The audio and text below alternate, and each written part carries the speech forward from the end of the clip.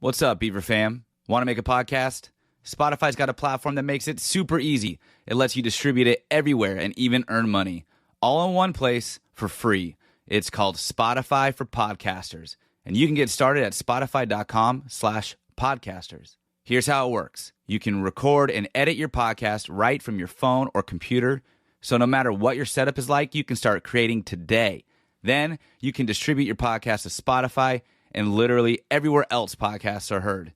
They even have video podcasts. With Spotify for Podcasters, you can make money from your podcast through ads and even podcast subscriptions. And best of all, it's totally free.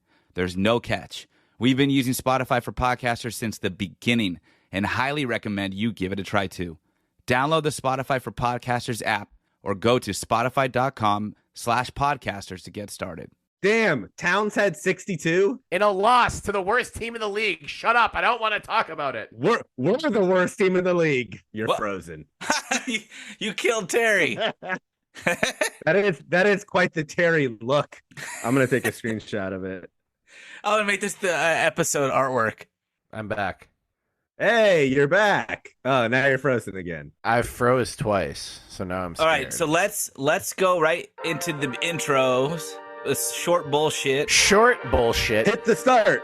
Hit the start. Hit the start. Hit the start. Hit the ad. Terry hit the Nene. Farva hit the radio.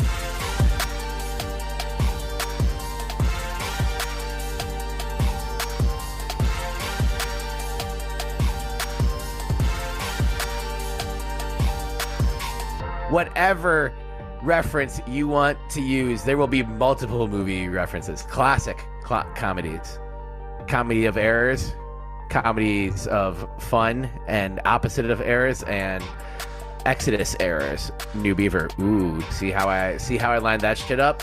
Don't mess with me. I got this. This is the 126th episode of the Belligerent Beavs Podcast, and we are here. We will be joined by Beaver legend on this episode.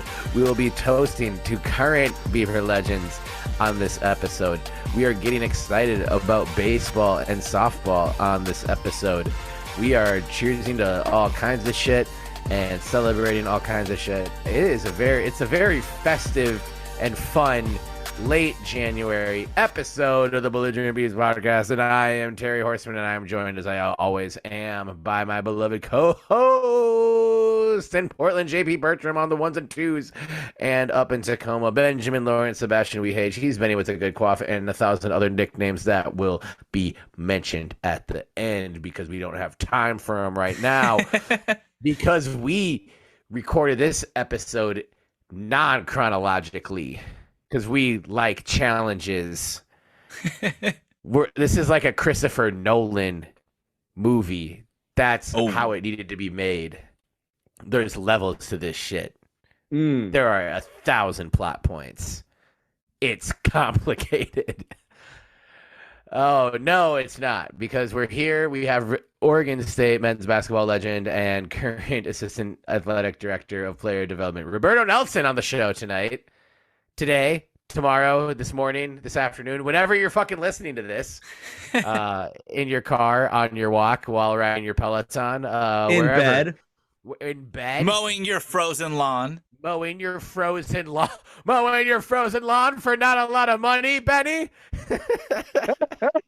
I just broke Benny with a very, very specific inside joke. For not a lot of money. Or bacon while binging season 3 of I Think You Should Leave for the 47th time because you love this show. You love that show as much as you love this show. God damn it, it's the 126th episode of the Belligerent Beavs Podcast, and we are so thrilled to have you here. Listener, welcome. Yeah, welcome. Wherever you are in the world, maybe welcome. It's frozen. Isn't You've it? got mail. Jay or Benny, is the crazy ice storm still taking place in Portland?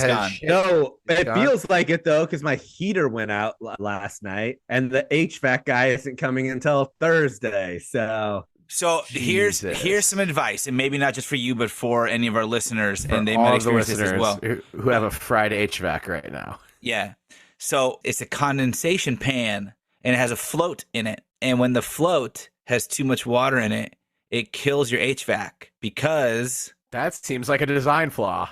No, it does it so it doesn't leak and then cause worse damage to the electronics. The little condensation line that led to the exterior of the house had frozen on the outside, blocking it from draining. But HVACs, yours look pretty new, and HVACs that are newer have that auto shut off. And I was seeing the same thing. Okay. I'll take that advice.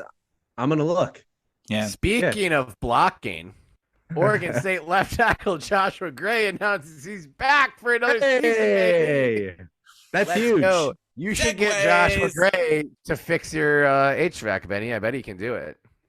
He also got engaged. Oh, congrats. He got engaged this weekend. Yeah, man. So many awesome things. So much love is in the air. Yeah, it is in the air. I can smell it above the frozen ice tundra that is Love Portland. is in the air. Roberto Nelson and his girlfriend having their first child, Joshua Gray getting engaged. This is the order in which I am learning this news and not the order in which you are listening to this, listener. I love it when we record episodes that make JP do a little bit more work. This one's worth it. I say that having never edited a podcast, but this one is worth it. Yeah, it'll be fine. Yeah, I'm excited to talk to Berto. I am excited to talk to Berto very much in the future and definitely not in the past from when you and I are talking right now. It feels like it's going to be a good conversation. I think it's going to be a great conversation. What do you think? What do you think we're going to talk about? I'm just kidding. I'm not going to do this anymore. I'm not going to bog down this segment. Congratulations, Joshua Gray. Mainly on getting engaged. That's the main one. And also on coming back to build on the 44 career starts along the Oregon State offensive line. And we'll talk a little bit more about how big of a win that is for Coach Trent Bray and the rest of the Oregon State Beavers. But that is what I really wanted to start the show with, because that just made me so goddamn happy. I was like waiting to see if Joshua Gray was going to get invited to the Senior Bowl or to see like what kind of draft buzz would be around him. So to see that he's back, we got number 67 locked in at left tackle, making it so that Joshua, Dame, and Jermaine Terry are returning to the offense in 2024. Also, shout out to Jaden Robinson being the lone wolf returning as a starter to the defense in 2024. I was working. Don't leave out Newell on the offense. I'm not just overall returners, but Newell didn't start.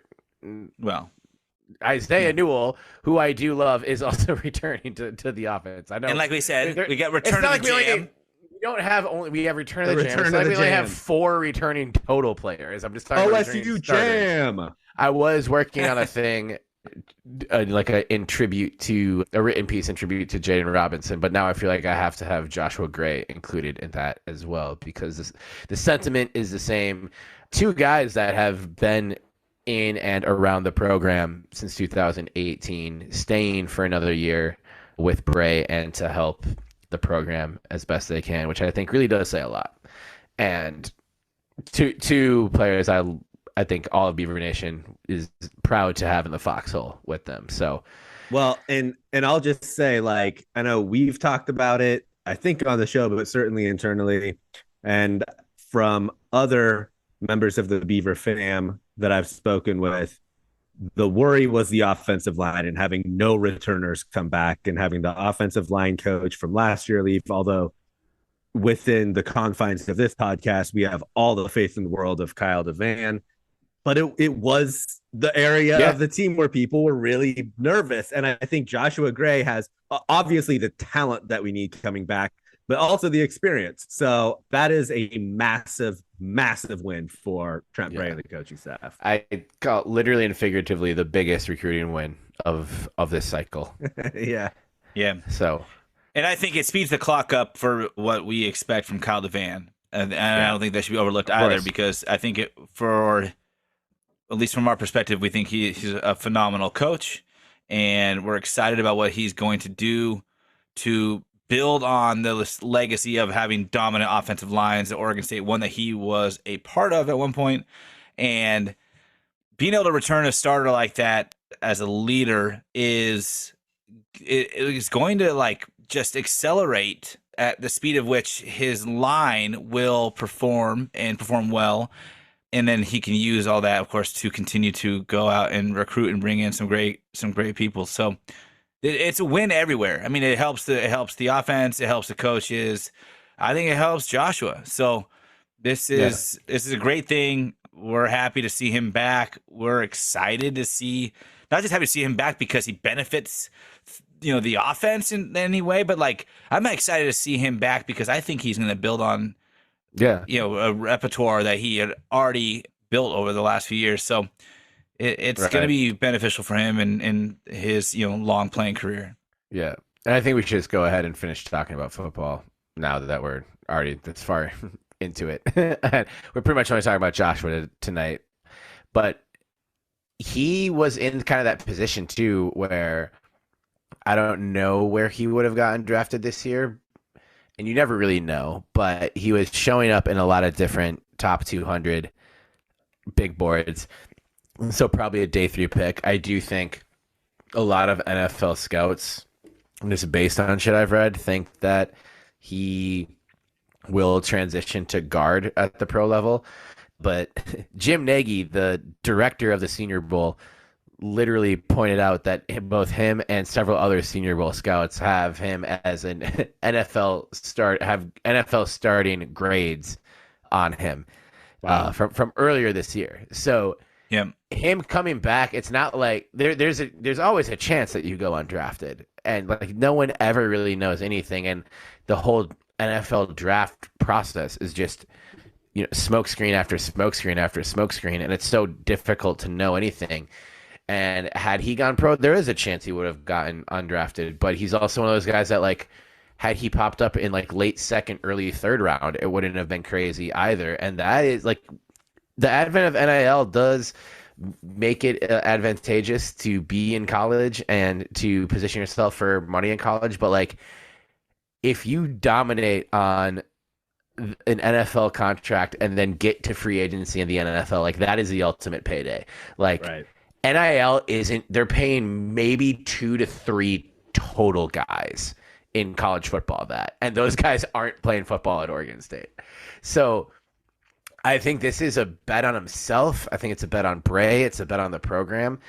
And, I think it will work out great for him. And I think he can work his way into like being like a more consistent second and third round draft pick conversation in 2025 with just another good season. It gives him another year to continue to bulk up and build muscle and to play on a line. And, we've seen what the leadership of this line can do. To me, it's like having, Brandon Kipper around for another year and guys like, Noose Kayabunam, who really helped expedite the process of this program growing. So I wasn't expecting it. I was sort of expecting to see him, what all-star game he was going to, or just the declaration, and I'm just very happy to see that he's back. Yep. So, welcome back, and we're going to talk about Reagan Beers more too, but let's move straight into the Reagan Beers segment. I am time traveling a little bit because I had a Bell's Two Hearted during a conversation that is about to happen, but now that is gone. So, future Terry just shape shifted in here and stole this from me. So right now I have a Hams and an Oregon State koozie. Hey, that's the most Terry drink. Exactly. It's an old school Benny koozie. It's my favorite koozie, and I love it. So that's what I have right now. But future Terry will have a Bell's Two Hearted while an Oregon State legend joins the podcast. Wow. Nice. Wow. Yeah. JP. Hey. This is a bit of a throwback, but I don't know if I had this one on the pod, but this is, oh no, I have, but they've just changed all their branding. So this is a Ninkasi. Sponsor the pod, Ninkasi, you Sponsor fools. the fucking pod. Remember the early days of Benny only drinking Ninkasi? And them still just ignoring it? Now it's different. Now the tens of listeners have turned into dozens of listeners. I drank more Ninkasi. I drank more Ninkasi on this podcast in the first 4 or 5 months that we were recording than I have beers in general in the last year, I think. Bring it back. Yeah. Bring it back, dude. The Ninkasi? Yeah, I think Right. this new you would pair well with the Ninkasi. But let's hear about Jay's Ninkasi. Oh yeah, this is just it's a Northwest IPA is what they say, but it in a small little script above that it says Total Domination Northwest IPA. So essentially, it's a Total Dom IPA, which is a very T-Dom. Yeah, original Ninkasi. I smoked pot with T-Dom. Yeah, and you know what? Fuck Eugene, where it's made, but this is clearly why they won't sponsor the pod, because they're cowards. They're cowards. They won't do it because they don't want to affiliate with anything Oregon State. Instead, they're just going to go sit on their lonesome selves and miss the biggest opportunity that they've ever had as a business. The biggest opportunity you've ever had as a business. Yep. You could be the new Squirt. Well, you are being the new Squirt. Yeah. Really. Yeah. You're on your way. Where Look no what one works happened there. to Squirt. I can't find them anywhere now. JP, please play 5 seconds of the Squirt song. Oh, again. And preferably not the same 5 seconds that played the previous 2 times I requested 5 seconds of the Squirt song, and preferably Propane LV's verse from the Squirt song. I'm looking good, shawty know that I'm a flirt. Why I take it to the telly when she said she won't squirt. Benny, it looks like you are having your usual 8:48 p.m. Monday night coffee. Please tell me if I'm wrong. It's tea. It's kava tea. Okay, I like kava in a Hello Kitty mug. Oh, yeah, because reasons. Hey, no, because how are you feeling? Oh, yeah, you were sick. Yeah, but you're good now. Yeah, now I'm feeling good. Yeah, I was sick. I was sick on the pod last week that we were recording, or just getting over it. Right. But it was like a kind of a cold. It turns out it wasn't a cold. No load management for Benny. Turns out it was COVID. I just had real mild symptoms. Oh shit! Did I know that? I don't know, but Yuri has COVID, and she has it bad, and she's had it for a long time, and I'm still testing positive, so I can't go out of the house and do anything. But I'm not sick, so you're just fine. Sick. Problems. That's sick. Sick. So how much MLB The Show have you played in the last 3 days? Yeah, has the new MLB The Show come out? I don't know. It was the first video game that came to my mind. Yeah, I've watched more news about EA Sports NCAA Football 24 and Grand Theft Auto 6 than I have played video games. Wait, is Grand Theft Auto 6 still not out yet? Dude, no, they just dropped their first trailer that had it was the first YouTube video that had like 10 million views in one day, in the first day, and I was like 100. I am shocked it was not a Belligerent Beavs YouTube video that hit that mark first. Dude, what if we partnered with Grand Theft Auto? Oh, Rockstar would make so much sense. We were the 3 main characters. In Miami, go to Portland, just getting sunburns. You can go to Portland or Minneapolis or Tacoma. Log onto this laptop and record a podcast. The mini game. Yeah, that'd be a mini game you just never leave. It's too much fun. I'll just do this. This is my video game now. I just do a podcast in a video game. Yeah, you just it's like Second Life. You're just achieving menial tasks that you would normally do in your life, but video game mode, which makes it more fun. Yeah. It's like how SimCity turned us all to be like city administrators in our 5th grade computer labs, and we just like thought it was video games, so it was super fun. But really, we're getting really familiar with like zoning politics. Yeah, or The Sims turned us into Bob Newby murderers, like it did to me. Yo, I think The Sims went too far. The Sims was fucked up. How was The Sims fucked up? I made Bob Newby. Yeah, I made Bob Newby drink like 50,000 cappuccinos in a row, and he was like, I sped forward the time, and so he was like wandering around his kitchen like super fast, like bouncing off the walls, and then he just went to sleep. Like in his house, he went to sleep, and I was still fast forwarding, and it fast forwards even faster when all the characters are asleep, right? And then he dies. No, he was just I couldn't wake him up. He wasn't my character. He was just like a NPC of the game. In this new AI world you love so much, you will be tried for murder. For doing this. I just want you to understand that. I tried to revive Bob Newby so many times. He would pee himself while he was sleeping, and he would just lay there. Flies would come flying around in his body. He was murdered by Greg Drigger. Yeah, Dave Grigger. Dave Grigger. The grave digger. Dave Grigger, the grave digger. Oh, I'm sorry for that. Well, anyways, cheers to Joshua Gray. Yeah, Joshua Gray. Woo, and congrats. Jaden Robinson and Jermaine Terry and Damian Martinez and Isaiah Newell. Ooh, maybe And Joshua Gray's nickname could Joshua be Joshua Grave Digger. Digger. Let's go. This is the best episode we've ever recorded. And we haven't even interviewed an Oregon State legend yet. Or have we? I don't know. Maybe. Do you guys want to talk to Roberto Nelson? Yeah. Let's go. Let's talk to Roberto Nelson. Mr. Nelson, what's up? What up, Roberto? What's going on? How you guys doing? Doing well, Good, man. doing well. Can you hear each of us okay? Yes. Hopefully my chair's not too squeaky. Oh, You're good. Can't even hear it. The good old game chair's got a lot of work. Oh man, a lot of miles put into that thing, huh? Yeah, For sure. You gotta keep a fresh game chair. Absolutely. What What are you sitting in what are you now? playing? First, I heard what games do I play? I play a lot of shooting games. I like FIFA as well, but I'm more of a Call of Duty guy. So, yeah, I'm always on. That's my game. That's my game when I need to, take some anger out or something. I just hop on Call of Duty and have some fun. There you go. There you go. I just saw this dude. What's his name, man? He's like a hilarious gamer who like is an insane sharpshooter. He's got like the mustache and the mullet, and Dr. Disrespect. Yes, what is up with that guy? Dude, That's an incredible handle too. His name is the two-time. That's the two-time, man. And Mr. Two-time champ, back to back. I think he won. That's one of his. He's one of the best personalities, honestly, on the game, man. That I was watching him. It's funny because I was in Utah actually, and the TV had YouTube TV, and you can click the gaming section. So as I was falling asleep, I was watching Dr. Disrespect. I sent the little video to my girlfriend. She loves it. She loves that. That's dude. awesome. He's hilarious. Yeah, he's hilarious.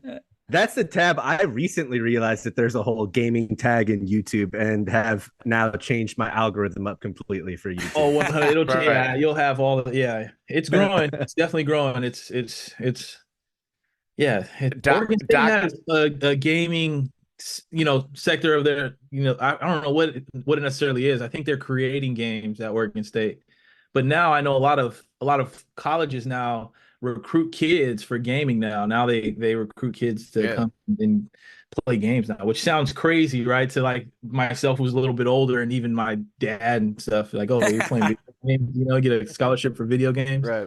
But yeah, it's the future. And Oregon State was already ahead of the curve too with the new media department and everything. And I say that as a proud new media, new media alum right here too, Roberto. Yeah. Let's go. I love it. But does Oregon State have an esports team then? Yeah. Well, I think right? I know they have a club. I think maybe they're close to having an esports team. We gotta look. We gotta figure that out. If not, we gotta start that up. We gotta figure out how we can bring that out, man. There's some good games in Oregon. Right. I got a buddy who's one of the best Call of Duty guys, and he lives in Oregon. So maybe not the same esports that they're playing right now, but there is an esports program at Oregon State. It says it's the most competitive, award-winning esports club at Oregon State University, and with the most competitive esports. Sorry, how many esports clubs are there at Oregon State? I don't know, but they play mostly like Call of Duty, League of Legends, Overwatch, Apex Legends. But there's a varsity and JV team even. And they got uniforms, man. It looks legit. But I have planted the seed with my 7-year-old because we are height disadvantaged and size disadvantaged as well, Berto. And so the kid can destroy like on all Madden playing Madden. Ooh, yeah. So I'm like, keep it up. Some skill. Keep it up. Yeah, that's some skill. It's gonna be. I tell you what. So I just had a kid a week ago, and I'm telling you, congratulations! Thank you, nice, guys, man. And it's the new wave. I wish I could turn this around. I show you. I got 3 monitors right here. I built a gaming PC. I got LED lights in the back. Yeah, I did the whole thing, man. I enjoy it. It's for me, I got into it. I was always a gamer, but got into it a lot when I tore my Achilles. But it's just another way to be super competitive. I don't know. There used to be, especially for NBA and NFL guys, there used to be a negative connotation that came with it, like he was a gamer and stuff.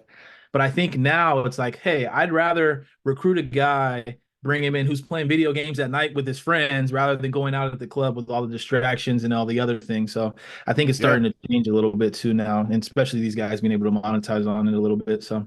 All right, That's Bert, a I got good a point. question on that. Who's the biggest gamer currently on the men's basketball team? I would say, okay. Oh, man, I might get in trouble for this one. So I'm going to have to say Josiah Lake. And I say this only because Jaden was doing well in Fortnite when I saw them one time. Yeah, I did the little bed checks and they were playing Fortnite. But then I saw Josiah. Josiah had about 21 kills. He did 21 kills. Yeah, he was legit. He was running every fight first. So I would have to say, when it comes to shooters, I'd say probably JoJo. DC is pretty good. We actually just recently got an N64 hooked up in the locker room, so we've been playing. Hell yeah! Mario Kart stuff. Yeah. So Mario that's Kart been 64. fun. We got to have a tournament one of these days to see who's the best. But yeah, that'd be a good one. And What about some GoldenEye? Well. Yeah. We got GoldenEye. Yeah, we got GoldenEye. I want to get Hang Time though. NBA Hang Time. That was a good game back in the day too. So. Hang Time 64. I think the ultimate hot take is that Hang Time 64 was better than even NBA Jam at its peak. I think that's saying a lot, but I honestly think it might get there. Ooh, see that? That's how you get it started right there. Exactly. And we are getting it started with Roberto Nelson, Oregon State men's basketball legend. We're here tonight not just to talk about video games with Roberto, but I mean, hey, I love this. We might need to start a new side episode, Gaming with Berto or something like that. We are joined not only by a current assistant athletic director of player development, but also Oregon State legend, number 6 all time in points, multiple time All Pac-12 selection, all time Oregon State leading scorer with one shoe.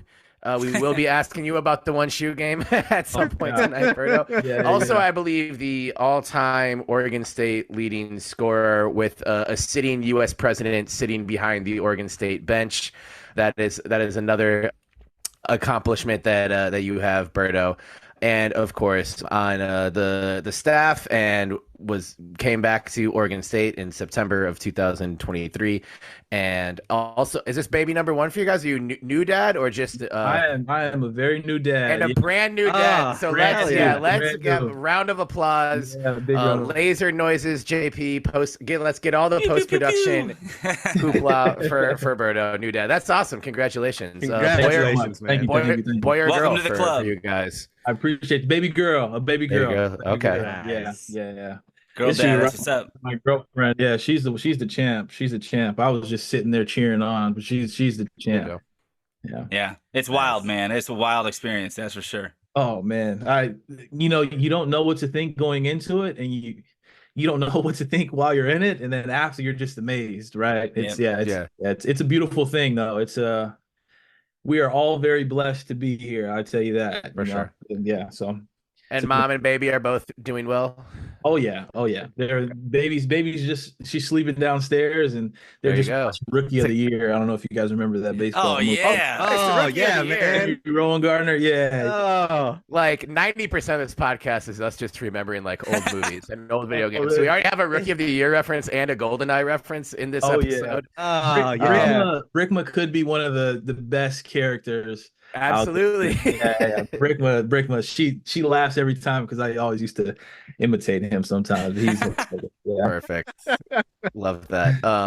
Well, we want to talk about some of your favorite memories of playing for Oregon State back in the day. Also your thoughts on the current rendition of Oregon State men's basketball and the happenings this season. But as I mentioned, you came back September of 2023. It's still, pretty early in your return to Corvallis. So I'm sure all of our listeners who have followed you and know who you are, and some of the younger ones who may not, just sort of talk us through what brought you back to Oregon State this fall, and just how's it been going in the new role? How's the chair feeling, being one of the wise sages in the athletic department as opposed to being a student athlete enrolled in school in Corvallis?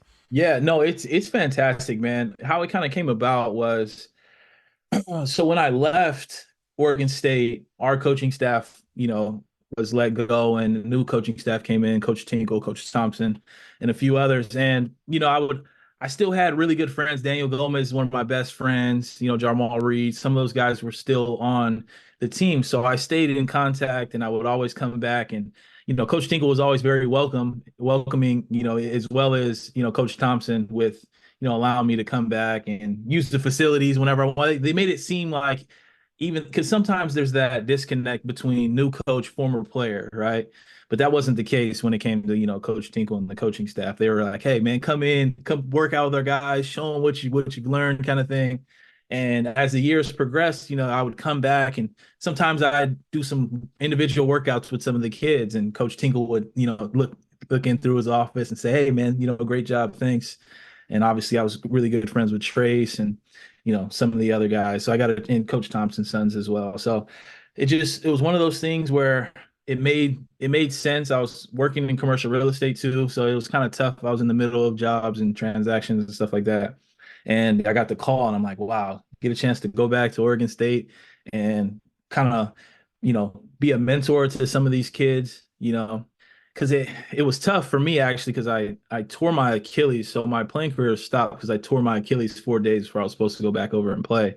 So it was that transition from being a player, not preparing for life after, right? Even though I would say I would be more prepared than most, but still, you're never really fully prepared. It's like having a baby, right? You think you're prepared until you have a baby.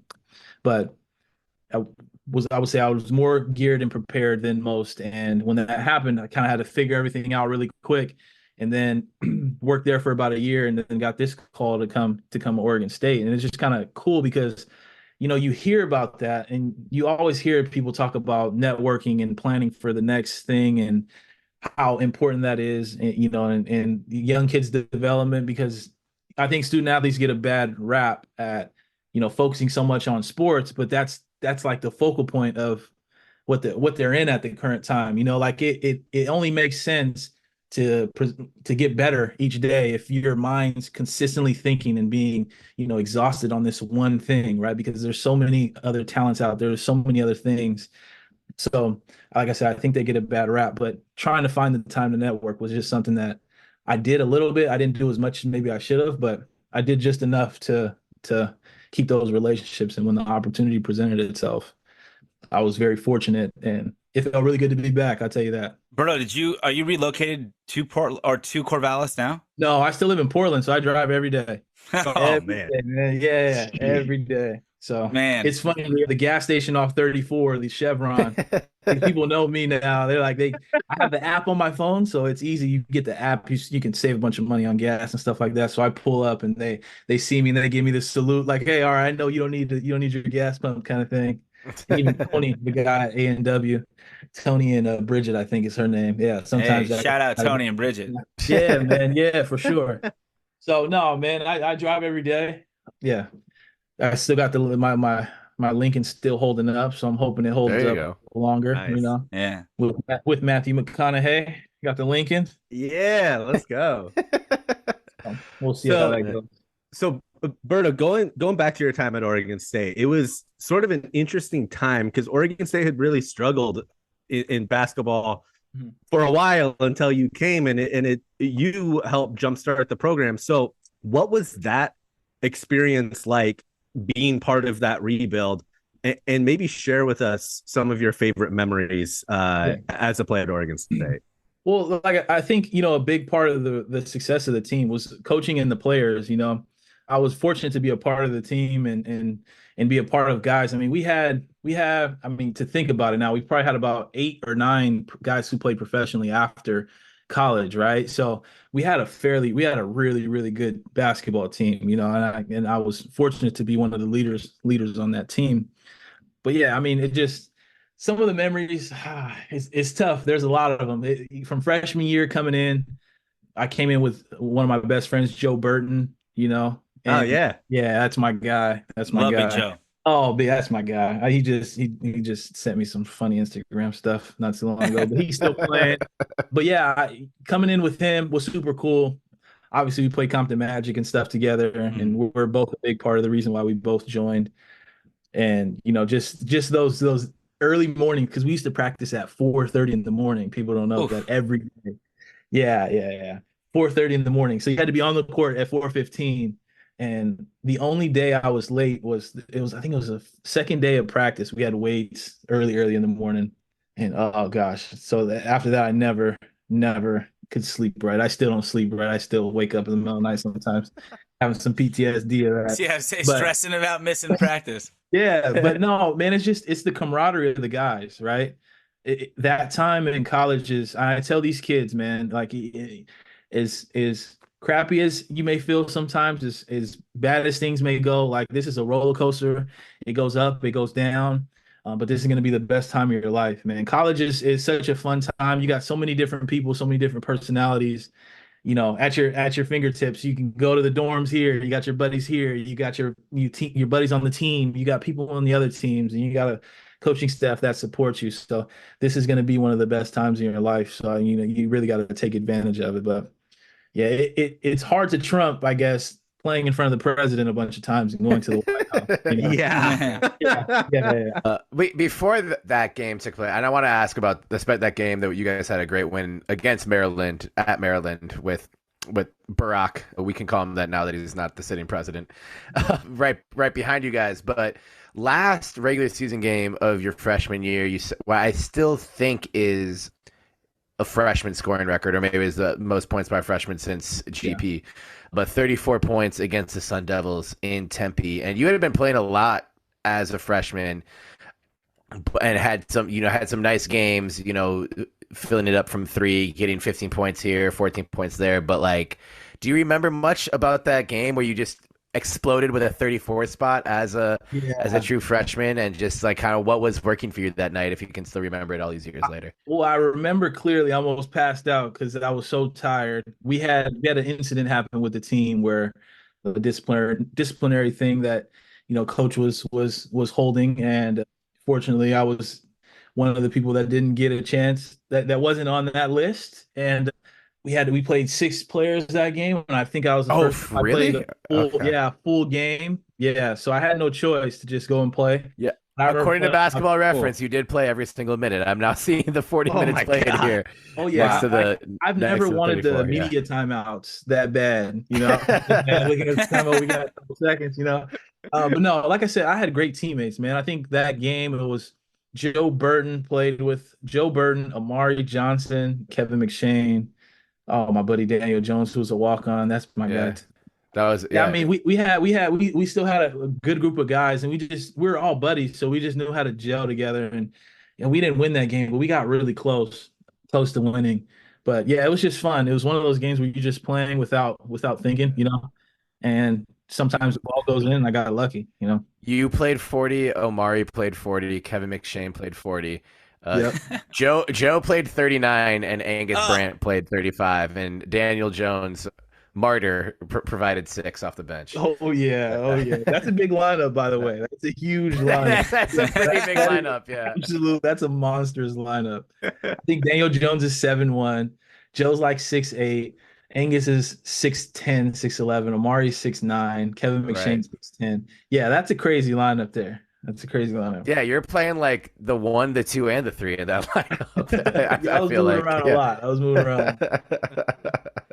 Berto, going back to talking about you and Joe, Compton Magic, deciding Oregon State, like what did that conversation look like, at least from your perspective?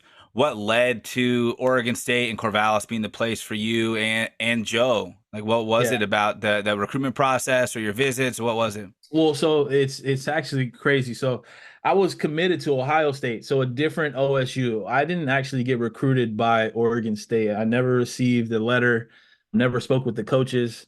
It wasn't until my former AAU coach, David Grace, who was actually on staff with Oregon State, UCLA, Cal, Vanderbilt. He got an assistant coach job at Oregon State, and Oregon State wasn't actually a place that I was going on a visit. I was supposed to go to Washington. So I was going to Washington. We decided we're going to make this stop at Oregon State, right? I had already been to Ohio State on an unofficial. I went to football game when Ohio State was 1 and Michigan was 2. It was a crazy game. And like Greg Oden and Mike Conley were there. And, you know, I had a couple other places like Washington wasn't on my list. Oregon, like I said, Oregon State wasn't actually on my list. And when I went there, I just fell in love with it. You know, I try to tell people this. Oregon State is like, it feels like home. No matter who you are, once you get there, there's just something about it. When the leaves change colors and stuff, and the campus is there, and it's nice and cool. That breeze you get walking around campus, and then the people, everybody's got their orange and black on. It doesn't matter if they're going to class or if they're at Fred Meyer or anything like that. They got something Oregon State on. It's just that atmosphere. You just, you know, you feel like it's home, and the people outside make you feel like it's home. So I actually didn't go on my trip to Washington with Coach Romar, and I committed actually on the spot. I signed right then, and no way. Yeah. It was a big funny thing that I think they wrote about it in Sports Illustrated too. It was like, you got 4,000 things of mail right from all these places, and then I signed to Oregon State, who didn't send me one mail. So when I playing hard to get. When I got to Oregon State, I made Coach Rob make me a letter, you know, sign me a letter. And that was nice. One of the things. My mom still has it, so it's pretty cool. That's awesome. That's awesome. I feel like that's a common trend, though, with a lot of athletes who just, you know, give it a chance, right? You show up to Corvallis, you realize like there's an aspect of the community that allows you to just be yourself, to focus on school, to focus on your sport, to appreciate the people, your surroundings, the community. And you don't feel like you're getting bogged down or tired out by, you know, any sort of like celebrity madness or kind of remoteness, even though it is a remote city in a sense compared to, you know, others. But I feel like that's one of those I don't know, recurring trends that I've heard a lot from athletes. And it used to be a knock, I think, on Corvallis for a long time, but it's turning a corner. And I think a lot of people have almost had too much exposure, especially with social media and everything else, that like now it's like, hey, I have like my respite here. It's my private place. I can stay to myself. I can do my own thing and no one's going to bother me. And it's, I think you're spot on with what you realize and experience the same thing. Yeah, 100%. That's something I tell the parents too, of like people we're trying to recruit. I say, hey, listen, you know, there's 2 things you want your kid to do, right? Or I would say 3 things. You want your kid to become a young man. You want your kid to do well in the classroom where there's not a bunch of distractions. Oregon State still has distractions, but it's not like many. It's not like a Miami where you have all these other things going on. And to get better at basketball or sports or whatever it is, like it's really a place where you get to be a pro.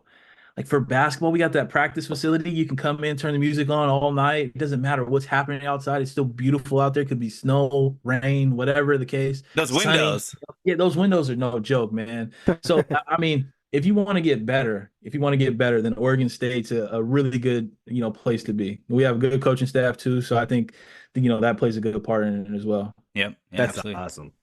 That's great to hear. So after Oregon State, you played in a number of different places overseas, really all over the world. What would you say was like your favorite spot in terms of like the fans, the culture, your experience? That one's easy. I love Italy, man. I love Italy. Okay. Oh, I was hoping you'd say that. I got a wedding in Italy this summer, so I need some Rex, Roberto. You just text me. I'll tell you. Depending on if you're going north or south, the pasta is a little bit different. They have a couple different names, but the food, man, the food is it's no joke. It's no joke. I mean, so I played my first year. So I played the summer league and stuff. I played with the Charlotte Hornets and then went along to there until couldn't go anymore. Then decided I was going to go to Italy and went to Brescia, which is about an hour and a half from Milan. So, you know, it's really close to all the shopping and stuff. I tell the kids too, and I tell them this, like, honestly, it's one of those places where, you see all the designer brands and stuff, right? And as a young man who's receiving money, you know what you're supposed to do with it, but you don't know how or what to do with it.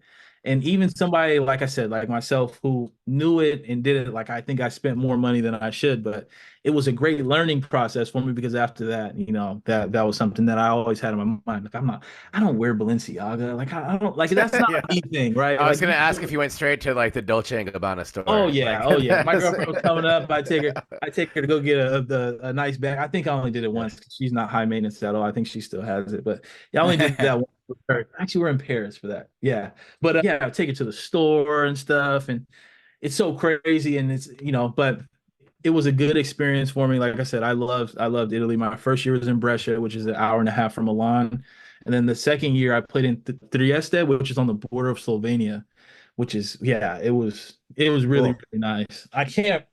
It's tough to say where my favorite place was there. I know my favorite city is Rome. That's Hell I yeah. could take you through Rome. I could show you everywhere through Rome. Yeah, I used to hop on the train and dude, you can just get there like Right. that. It's not like here where you want to fly to Arizona and it costs you $400. Like you can go different places in Europe, for 60 euros and Yeah. hop on EasyJet and just fly there, take the train or something like that. So that was one thing I love. I got Dude, to That's gotta be Rome, fun. Rome is like my favorite city in the world, man. It's- It is yeah, such an awesome place. It's beautiful, man. There's so Yeah. much history. Like if you like history, then Rome is beautiful. For sure. Right. Verona is another city that I like. It's close to Brescia, about 40 minutes. My girlfriend and I, we spent Christmas there. They have like a Christmas parade and they have a bunch of castles and stuff. Man, it's just different, man. And the people, right? The people they're so family oriented. You think about here, and I used to have a friend there, and it was funny. I would ask her because she lived with her mom and stuff, and I'm like, hey, like, what's that dynamic like? And they love it. Part of their culture is they live with their family and then they expand in their house, right? So they'll build a second story or buy property right there, so they all stay close. And I'm like, damn, here we are. As soon as you're 18, it's like, no, get out, go figure Right. it out, go do something on your own. And in that, it doesn't promote like, equity for the family. Like imagine if we were like at 18, okay, work, build onto the house, add onto this, the net worth of the family and the things that we would have would grow. But we're like, hey, you go over here, you go over there, you get your own, but we get our own. It's much different thing. But yeah, it's just great to see the cultures and obviously taste the food. That's something that I imagine has to come into your day to day now as you're working with so many like young athletes, as like basketball being a global game, and even not to diminish your Oregon State career at all, but even to it's like play at a place like Oregon State, which gets overlooked a lot, and not in a way that like it's not like you guys went to the Final Four or anything like that, but you had some great teams and put some great games on tape, and you got to go to all of these places, and basketball being such a global game, like I imagine that that's something that like conversations with parents and of course conversations with kids now. I know every 18-year-old basketball player wants to go to the NBA. I mean, I wasn't going anywhere in basketball, and I thought I was going to go to the NBA until I was like 12 or something like that. Oh god, Embarrassing. A year and a half ago. No, you gotta have a dream. You gotta have that dream, but let's like be like, like you can play this game at this school, and then it's like you can go to somewhere like Brescia or like play in like these amazing places. Like that's like are those conversations that you're having with like current student athletes and parents of student athletes about the opportunities that await these kids after their college careers are over? 100%. It's a conversation I have all the time with the kids. Every kid has that aspiration, and I always tell people, my goal isn't to kill the dream. My goal is to just provide like a different perspective on what things could look like, right? Because the worst thing I could do as a coach is say, all you guys aren't going to make it. Only one of you guys have a real chance to make it, right? That to me, that's detrimental. But to say, hey, listen, it's not. You can do everything right and still not make the NBA. You can. It's just possible, Right. So you can do everything, but it's trying to find your niche. I think that's what kids don't realize is, even for me as a young kid, I'm like, hey, I led the Pac-12 in scoring 2 years in a row. I deserve to be in the NBA. It's like, no, like I'm not going to get to the NBA by scoring. I get to the NBA now, like thinking back, I get to the NBA by being a specialist in something. That's how you get to the NBA. Unless you're a top 10 pick, then you can do whatever you want. Doesn't matter. But if you're not one of those guys that they're gonna really spend the money and the time and their money and all that on, then you got to be a specialist in something and see where you can really help the team. You got to show where you can help the team. That could be defensively, rebounding, altering shots, blocking shots, whatever it is, right? You see one or two guys who are the main scorers on the team, and then you see the other guys who are filling, in those roles, in those positions. So it's trying to get them to understand that.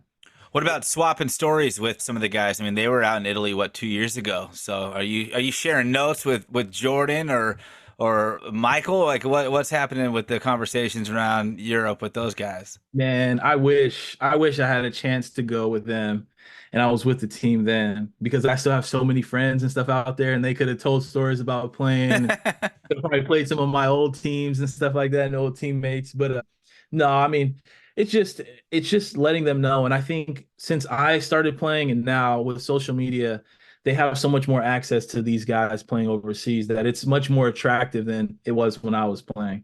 Right. Like it's getting the recognition now it deserves. There's guys out there like Mike James, right? You guys will see on Instagram posts all the time, who arguably could be an NBA player, right?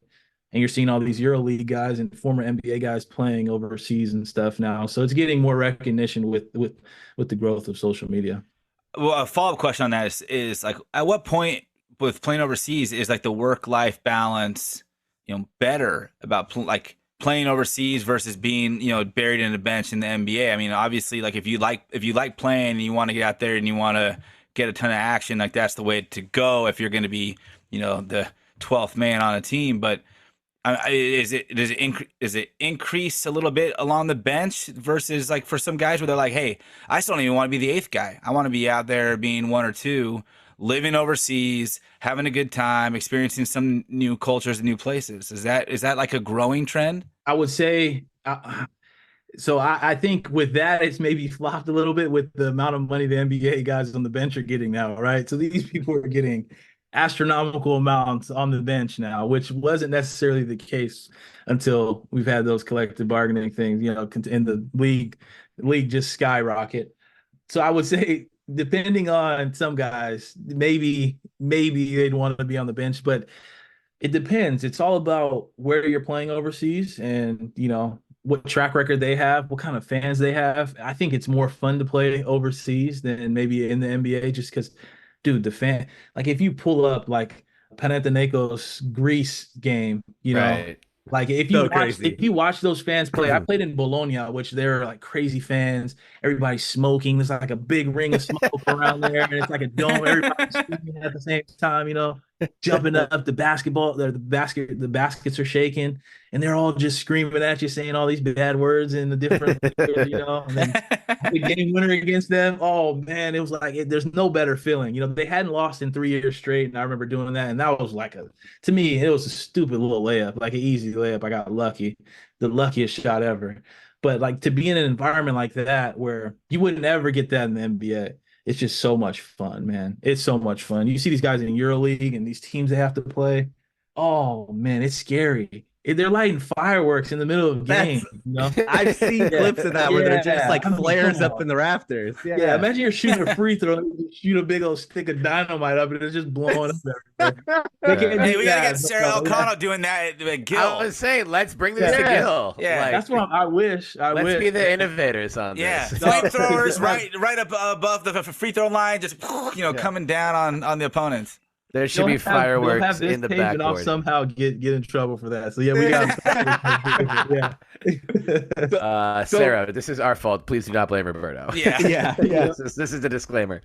So Roberto, you had mentioned leading the Pac-12 and scoring 2 years in a row. Obviously, that's a conference that's no longer going to be a conference next year. I would imagine you probably share the same sentiment that we do. Very sad to see it go. a conference with a lot of history, and you being a big part of it. What's the vibe on the team? Is it something that is talked about a lot? Is it something that they're looking forward to? Maybe some apprehension about it? Just talk us through what the players are thinking right now. I think the players are feeling similar to everybody else, regardless of, if they haven't had that long in the Pac-12 or if they're just joining the Pac-12, the weight that the Pac-12 hold. I mean, it's the Conference of Champions. This kind of speaks for itself. And the great players that have played in it, they're in a league of their own, some of these guys, so the weight that it holds is tough. It's, to me, I wish it was more of a football thing where they would make these mega conferences or these huge conferences for, football reasons. I wish they did it more so for one thing or for one particular sport, which would be football. I think that makes the most sense. But like I said, those are the things that are out of my control. And, I played in the Pac-10 and as well as the 12. Yeah, it sucks, man. It definitely sucks. How it's built just makes sense, right? You go Washington, you go to Washington State, Washington. You go to Arizona, you play Arizona, Arizona State. You go to the Bay, you play Stanford, Cal. You go to SoCal, you play USC and UCLA. So, I mean, maybe I think we missed a chance with Texas and Oklahoma joining, which would have, I think, no question, would have been the best conference, top to bottom, maybe basketball and football a couple years ago. And then maybe, I don't know, like I said, maybe mismanaged what we thought was going to be the number for TV revenue. These are only the things that I'm reading, so I don't know. But yeah, it sucks to see it go, I think, and I'm hopeful that it comes back. We obviously we don't know with the dynamic of where college sports is going right now. Yeah. But I do believe we had a really competitive conference. I do believe we had a respectable conference, one that everybody, knew and one that everybody respected, throughout it was something that everybody knew about. They knew about the Pac-12. So like I said, it's sad to see it go, but I'm interested to see, what's next. Yeah, I was gonna say one of my thoughts on it, especially for basketball, men's and women's, is that getting into the postseason in the tournament it's a much wider scope of teams that can make that. So part of me always is wondering, like, all right, we joined the WCC. Okay, there's definitely some stiff competition in there, just like there is in the Pac-12, but like maybe there's an opportunity to be the one, just at least at the bare minimum, the new team coming in. There's not a ton of tape that these coaches have had year over year over year on what we're doing, right? Or what kind of players we've got, what kind of plays we're running, what kind of sets we've got. And so maybe we have an opportunity to like sneak a couple, wins out in this season, the next season, for example, and pad the win number per se. Yeah. And I think, like, for example, I think football, as we've seen that come to fruition now that it's the off season, that there are a lot of guys who are buying in, like, hey, we have an opportunity actually. Like, this is a detriment in general, but like maybe we can be opportunistic about this and sneak into the CFP. And so I'm curious about maybe it's just still too early. Of course, you guys have a full season still pretty much ahead of you. So but is that something that like the coaches are talking about? That's something that you're considering, is like, hey, maybe a change of scenery might do us well for, the next couple of years while this is an interim basis. And yeah, we'll be, one of those 64 teams that is sneaks into the tournament. Yeah. I think so. I trust, it sounds like what Joel Embiid said, trust the process, but I trust the vision that Scott Barnes and Kimia have. I think with us joining the WCC, I think it may be right from a tournament, pool standpoint. Maybe we can get those amount of teams that we would get normally from the Pac-12 with us and Washington State joining. I don't know, with the Pac-12 being out of there. So that's something that, maybe we could look forward to, instead of them getting 2 teams, historically. Maybe we can get 4 teams, right? That I don't know. So, but that all remains to be seen in how we plan the preseason and all that stuff. But like I said, it still gives us an opportunity. I think the cool part is we'll be playing a lot of games. We'll be playing a couple games close, right? Yeah, I think we'll have Gonzaga maybe be able to come to Oregon State, which should be That'd be fun, cool. right? So We can we get some will be exciting there games. for sure. Oh, yeah. Gonzaga at Gill, like we're there for sure. Yeah, see, I mean that's so we got some stuff to fill Gil, and then our job, with the coaching staff is to figure out an exciting preseason, you know, schedule that you guys would want to come see too, with maybe some of the teams that we play in conference, right? So, yes, it sucks to have the Pac-12 go, but I think with bringing in some of these cool teams that we've never played before and played in Gil, it could make for an exciting scheduling of a season. I tell you that. Yeah, I mean, I think if we want to compare it a little bit, it's like a change of scenery as if like playing overseas, right? You get to have some exciting different matchups, experience some different fan bases. I mean, I live in Portland. The other guy, Benny's in Tacoma, Terry's in Minneapolis, but being able to just go to Chiles Center and catch the Beavs play. Terry and I went, at least when the women's team was there during the PK 85 tournament or PK, whatever tournament was. Last year, and that was my. Yeah, last Thanksgiving we got to weekend. see Caitlin Clark. Caitlin Clark played. Yep. Yeah. My dad became a fan after that game. Yeah, she was dominant. She's all right. Yeah, she's a decent player. Yeah, I hope she's not injured from the fan selfing into her. Gosh. But my point is, like, I think this is an exciting thing. I think for Oregon State fans, like, there's some new places to travel to. I mean, playing St. Mary's would be cool. Like, yeah, obviously Gonzaga is gonna be awesome, and playing close to at least my home, and I think a majority of Oregon State alum in Portland being able to go to Chiles and catch these games for both men's and women's is a unique opportunity that's also like clearly has a time constraint, right? It's the 2 seasons that are committed right now, and I mean, maybe at some point when things change again, like there's more matchups that occur that we'll be able to see games like this. But at this point, like, you have to just take it as this might be the only 2 seasons that we're going to have this opportunity to do this. So take advantage of it. And yeah, I think it's a really cool thing. I mean, yeah, if we can fill Gil for Gonzaga or others, I mean, it's a limited opportunity. It's a great timeout, and it'll be a lot of fun. I'm looking forward to those. I mean, I'm looking forward to this season still, of course, but like I'm looking forward to seeing what the change of scenery is like as from a fan perspective, at least. Yeah, 100%. I think it's gonna, we'll still be able to play the teams and some of the teams that we would normally schedule in conference. I think that's what things may shape out to be. So, and I think we'll be able to mix those guys. And then if we get Gonzaga and stuff coming to Corvallis, I mean, a few of those other teams that, are really good, then I think, it'll provide some excitement. And if we could provide some excitement on the court too, then Gil will be filled. Trust me. For sure. Yeah. And I'm all about looking forward. But before we let you go, Roberto, we have to look back at least one more time. Talk to me. Oregon State against Stanford. Oh, yeah. Early in the game, you lose the shoe, and don't leave the game. Don't check out of the game. Don't gesture to the ref or anything. But not only drill 1 3, but drill back-to-back threes. Yeah. In a game, another game we're not going to talk about the end because I believe the 3 of us were all there. I think I was right there. After we had, I know you were there. you were putting on a show. I think that was the 4 overtime heartbreaker to Stanford. But so when you're on the court and you lose a shoe, how much is your equilibrium thrown off?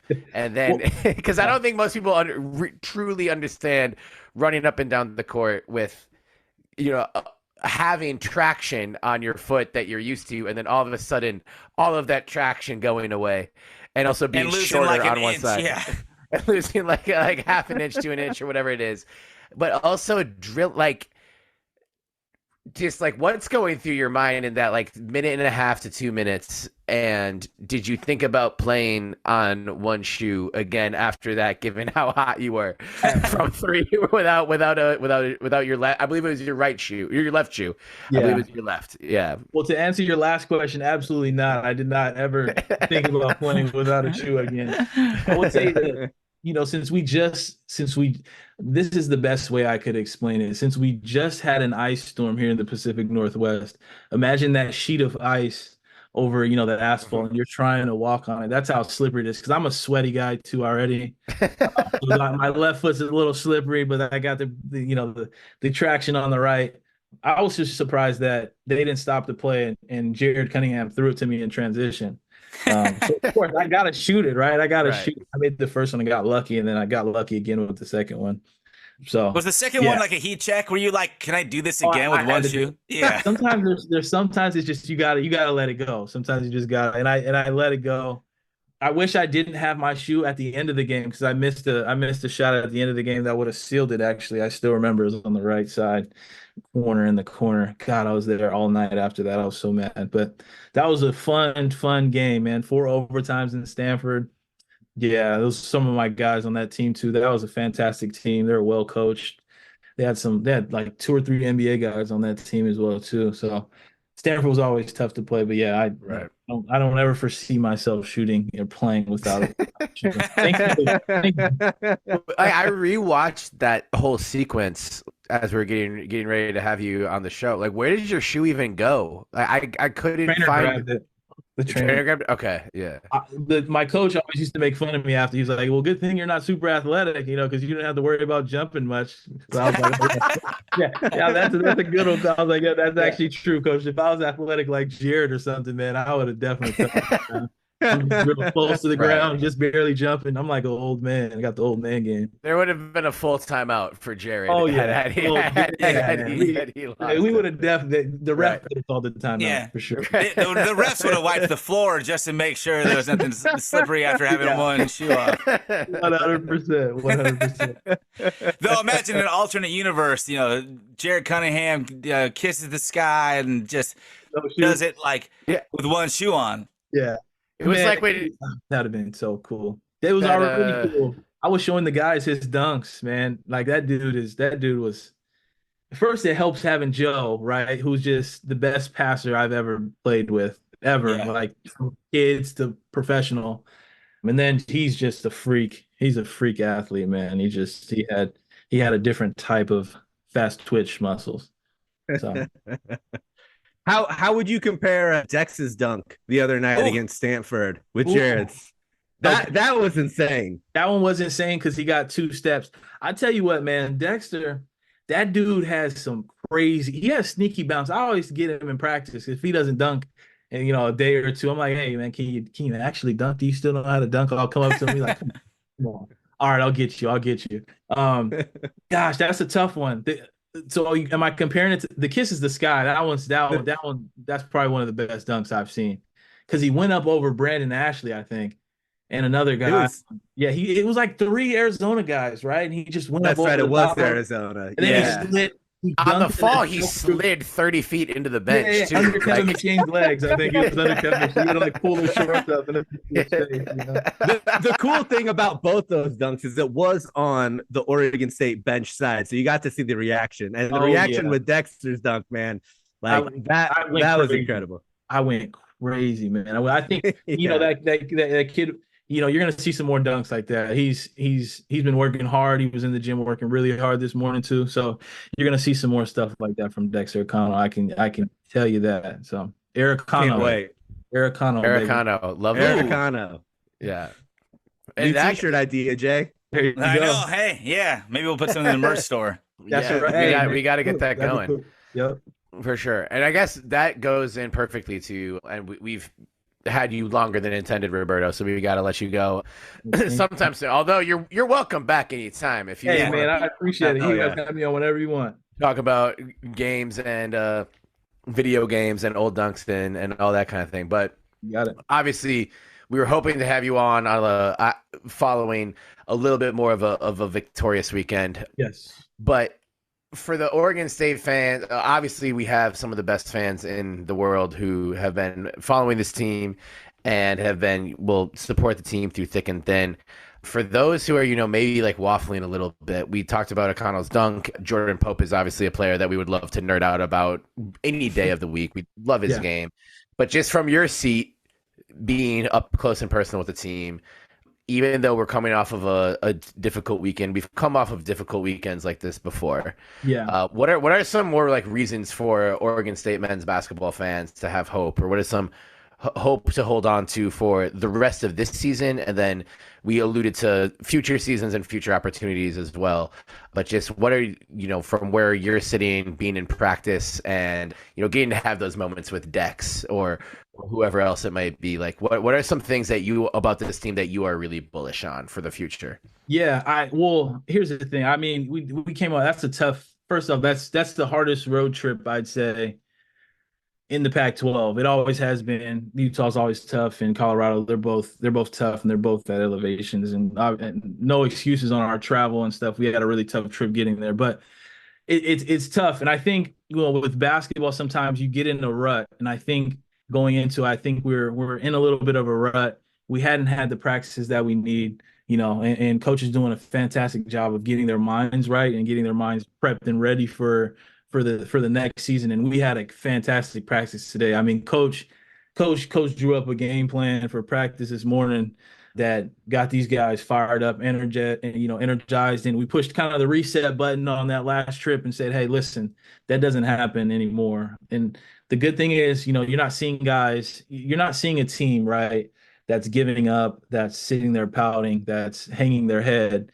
These kids are showing up, these kids are working hard, and we've proven that we can compete and play with anybody in this league. So it's just a matter of putting 40 minutes together and not going through that little spell of the game where we'll be scoreless for 4 or 5 minutes. I think that's been a thing for us that has kind of been the difference maker between some of these games. It's just a couple of minutes in the game. And once we shore that up, I think you'll see us pull out a lot more dubs, especially in Gillen in a way as well. And one cool little last follow up, Berto, before we let you jump, but like you talked about the minute spurts where that just maybe things aren't clicking and whatnot, and you talked about a big who was a great facilitator and passer, and Joe Burton. But what is it though that I've at least put together watching the games where I feel like when Casey Beckway's on the court, things move, things happen. The offense seems to be clicking. They find the right space. When he's not on the court, whether it's foul trouble or just resting, it does seem to stagnate a little bit. Is he that same kind of facilitator to you? Is he that important to the offense to keep things rolling? I would say their games are a little different. I think like Joe's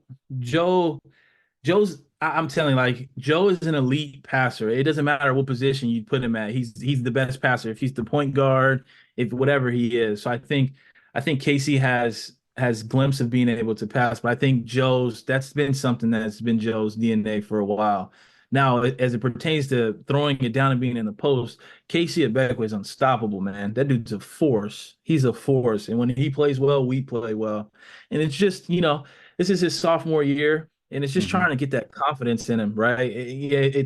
Sometimes it takes a little while, and it takes a couple reps.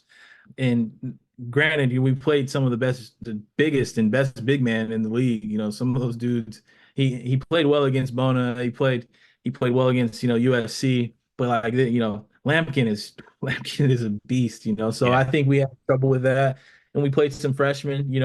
And it's about them getting reps and getting and filling the game out as well too. So I think coach is doing a good job of bringing in some of the freshmen. We started Thomas the last game, and he's got a knack for the ball. He'll find it anywhere. He'll go get it. He plays super hard with a great motor. So it's just once we start getting the guys in full strength and getting guys moving around within the offense, I think the ball will find the cup. So cool. Love it. Absolutely. All right. Well, Roberto Nelson, this has been an amazing conversation. Thank you so much. Yeah. For stopping with us, giving us some time, FaceTime with a legend, especially 1 week after having a baby. I'm so happy for you, and also just so grateful for the time. Congratulations to you and your lady on baby girl Nelson, for sure, because that's big time. And thank you guys. Thank you. You guys are the best. I appreciate you. Awesome. All right. Well, we'll have you on again for sure, Roberto, and we'll be a big opportunity at Gill this weekend against the Arizona schools. So yes, Beaver Nation, you know what to do. Phil Gill. Yeah. Phil Gill, show up, show out. make it loud, make it nasty. And it was against Arizona when Jared kissed the sky, right? That was in Arizona so game. maybe we get a All right, Dex. Yeah. Dex, come on. Americano. Hey. Americano, not Americano, Americano. That'll be the shirt. Dex, Right. you do that. You throw down a nasty-ass dunk against Arizona on Thursday, and there will be a Dex-themed line of not Americano, Aricano shirts on the belligerentbeavs.com/merch store with all proceeds going to damnation and going to Dexter Aricano. So let's go. Let's do it. We know you'll pass the message along, Roberto, and thank you again so much for spending the time with us. That's been Roberto Nelson, ladies and gentlemen, at Berto1202 on Instagram and Twitter. Give him a follow and support Oregon State men's basketball as always. Thank you so much, Roberto. This has been awesome. Much Thanks, love, Roberto. Go Beavs. Go Beavs. Go Beavs. Thanks, Berto. Appreciate it, man. Talk to you guys. Have a good night. Beavs, Roberto. You too. Dude, he's awesome. He's so nice. He's cool as hell. I was looking shit up when we were talking. Joe Burton is playing in France for a team that Bruce Bowen also played for at the end of his career. So, there you go. Joe Burton. There's something. The next Bruce Bowen. and the past Bruce Bowen. Bruce The Bowen. last Bruce Bowen and the next Bruce Bowen. We have so much fucking more to talk about. Hit the ad. Hit the Dougie. Hit the nay. Hit the ad. Stop telling me to. I listened to our full last episode. I didn't hear a single ad. What the hell is happening? You tell me to hit the ad, and there's no ad. I'm waiting for the new ads. Hit the ad. Hit the ad. I'm so happy we just talked to Roberto Nelson for 48 minutes. That Was a long interview. I need to hit up Roberto for those Italy recs. I'm going to a wedding in Italy on June 1st. And Where in Italy are you going? The wedding's in Tuscany. Oh, dude. I'm very, very excited. My sister got married in Umbria. Oh, which that's is right. by Tuscany. Ooh. Yeah, dude. Yeah, It is. they also made that part- soccer shirts. What was it? Umbria? That's Umbro. Umbro. Close. Yeah. They still It looks the same. Umbro is still very much a brand. Oh, I don't have any of their gear. Dude, that- Umbro, wait, sponsor yeah. the pod. Wait, your sister is in Umbria currently? No, my sister got married in Umbria. Oh, she got I married in remember Umbria. that. Okay. Yeah. And it Tell her is to the email me some fucking recs. coolest part of Italy. I've only been to that part of Italy, but it is the coolest part of Italy. Nice. Can we talk? Yeah. I mean, we can talk for the rest of this episode about cool stuff I can do in Italy. No. Listener, if you've been to Italy, tell me where to go in Italy. There is an Oregon State bar in Napoli. I'm pretty sure. Is there? Or there's a deli with an Oregon State Yes, pennant that's right. up. Yep. And I believe it's in Naples. Yeah, I believe you're it's right. and we're for sure going to Naples as part of the trip. So Oh, cool. You should give him a belligerent beef sticker. if you Or are the pennant. person Pennant. dude, yeah, send me all the updated shit, and You I'll bring should it to stick a Italy. belligerent beef sticker on one of the houses in Pompeii. It will be there forever, and people will see it. A lot of people go there, I hear. It will. So welcome I to our will- marketing brainstorm session. Listener. I will tag the entire nation of Italy in belligerent beef stickers. You're going to jail. I can't wait. I'm going to Speaking- Italian jail for promoting this Oregon State podcast. Yeah, they give you I wine wouldn't and want any other pasta one. every day. Three meals a day. I'd be thrilled. I am the new Amanda Knox. I think Italian prison is pretty shitty. It's not a great time. Not the one I was in. Based on what Netflix taught me through the Amanda Knox trial. Benny, I think you were trying to say something helpful. Oh, yeah. Let's Speaking do of it. Roberto Nelson, should we talk basketball? We should talk basketball. And that Italy, segue? because there was a team who was in Italy last year. This Oh. last summer. This last Was it summer. this last do summer? We want to talk about good basketball or bad basketball? Or, Well, let's or talk about, good vibes or bad vibes first. Let's talk about the men's team first. Okay. Save the best for last. Yeah, not a great trip to the mountains. We touched on it with Roberto a little bit there. Historically a difficult trip, but 2 blowouts back to back in Salt Lake City and then again in Boulder, which sees your Oregon State men's basketball Beavs at 9-9, and I gotta say this stretch with the overtime loss to Stanford at home and the losses to Utah and Colorado. I know the trip to Utah and Colorado is always a difficult trip, but those are three teams that once we had seen a good amount of non-conference take place, I thought those were all vulnerable teams. Yeah. That it wouldn't have been crazy for us to finish on top of, or at least get wins against. And for us to lose against Stanford the way we did in a tough game, but a game that was there for the taking, and then lose the way we did at Utah and at Colorado. I know it's difficult. I know it's elevation, and Roberto mentioned it was a tough trip in to Salt Lake and into the mountain region. But man, yeah, for this season, the purposes of this season, I don't really know what I'm holding on to anymore, and what and that can change. Yo, you beat Arizona at Gill, like.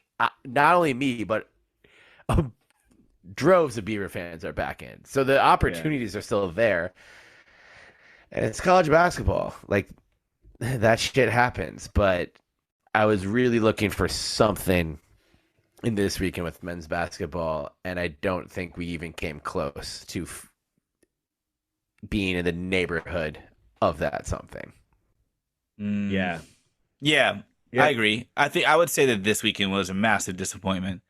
And I think my position on this team is still I know the fans are becoming quite agitated and irritated and bothered by some of the performances recently over the last few years, trends that have kind of carried through this entire coaching staff's reign over the program.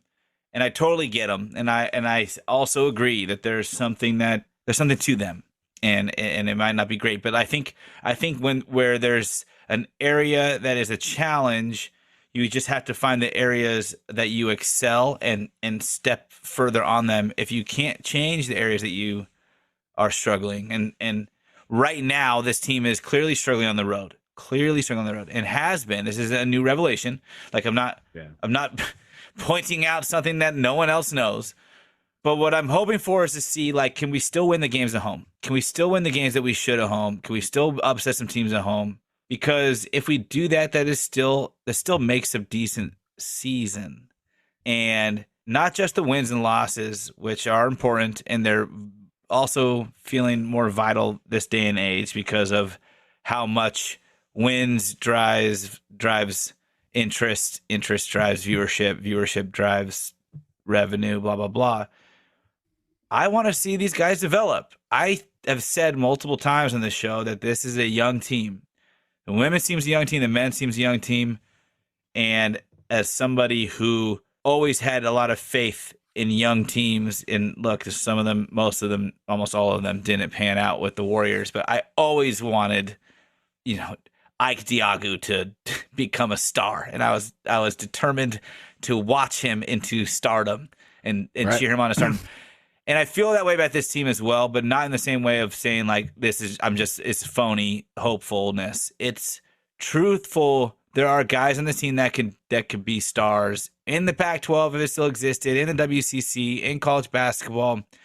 And I just want to see their development. And if they can all do it together, we said this last year with Glenn Taylor and Jordan Pope and Bill Doe in a sense, if they can all do it together, that the team can turn a corner quickly.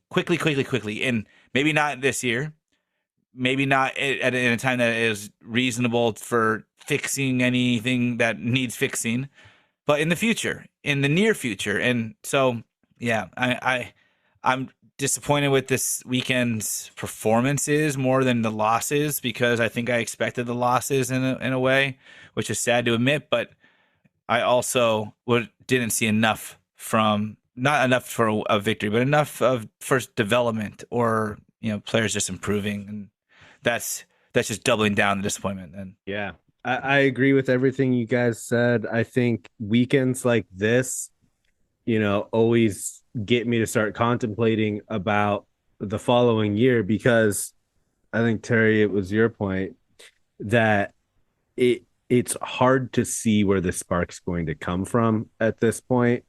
The team has a lot of talent, I think, but they're also young, and it does look like they're still learning to play with each other to a certain extent.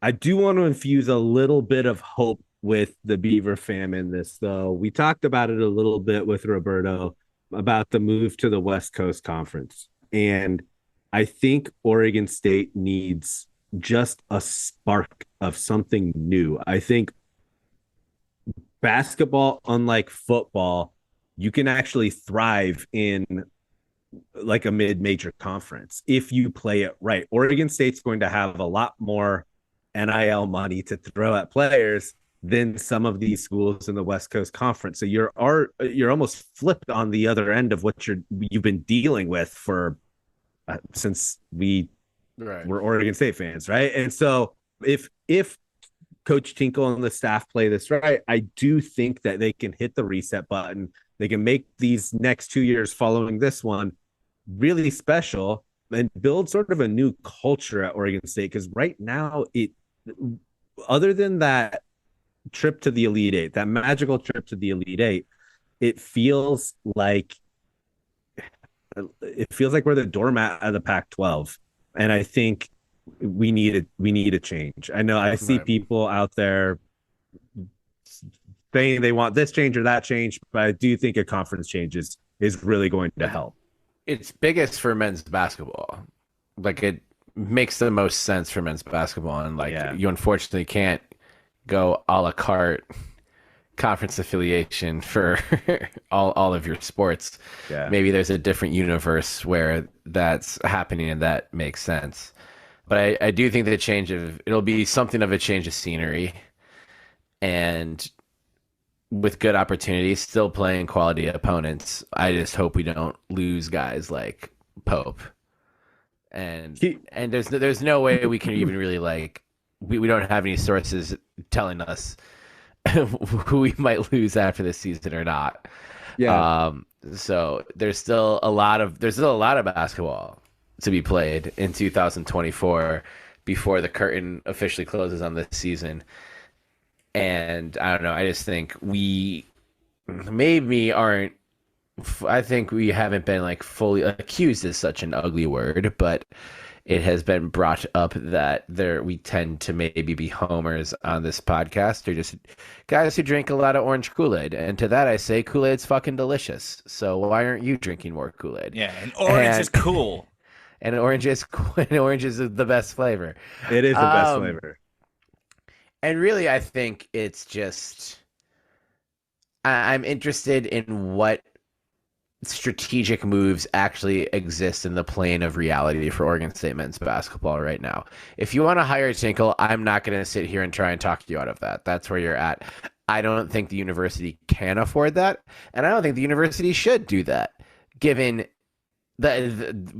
you Google Wayne Tinkle's buyout, there's maybe Bodie McBoatface or any of the other legal expertise listeners who we have who actually, I don't know if you actually have a copy of Wayne Tinkle's contract or the agreement. That's stuff that I'm just kind of compelled by always, knowing what universities owe coaches for buyout, whatever. I don't think Oregon State is in any position to pay any individual any money to not coach at Oregon State, and then also have to hire a coach to replace a coach they're already paying to not coach at Oregon State. I think that's and lure a coach. And then and you have to figure that out too. We've talked. I want to go back and figure out. We talked. I think we had a good conversation on what an absolute successful job for Scott Barnes would be. I think this was on sort of the early age of realignment when things hadn't gotten so terrible, but we already knew USC and UCLA were leaving. And if it's just if you need to have one program be kind of a sacrificial lamb at some point, you have to pick what program that's going to be.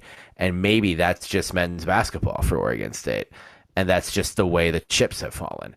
I didn't say that's for sure the way it is, but it's just kind of theory and a way to think about things. Like, that was football at Kansas for 35 fucking years, and that fan base and that community still had a pretty enriched and fun existence with the culture of their men's basketball program, supplemented by whatever other programs that just weren't football. So it's a thing that happens at universities, and I'm interested in having talks with people who don't agree with us or don't agree with me, whatever, but I'm just not here for fire Tinkle and bring in some mid-major guy, like the hot mid-major name, because one, you're not getting the hot mid-major name. Those guys are holding out for like when the Syracuse job opens, or like the Pitt job opens, or like someone who has a conference. Like, we don't have a conference next year or beyond the WCC thing lined up. So I'm here for all kinds of possibilities, but fucking fire this guy because it's not working and bring in a hot name. Like, just take the next step when you want to talk to me about why Oregon State should fire any coach of any program.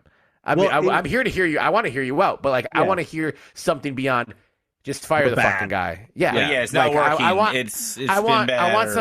I want to hear some creative thinking. Like, what's a good solution? Because this has been a problem since Gary Payton. Honestly, it has. It's been 2 NCAA tournament appearances since 1990. That's not acceptable. But also, who brought those tournament appearances? Both were Wayne Tinkle. Yeah. And also, let's not lose sight of that.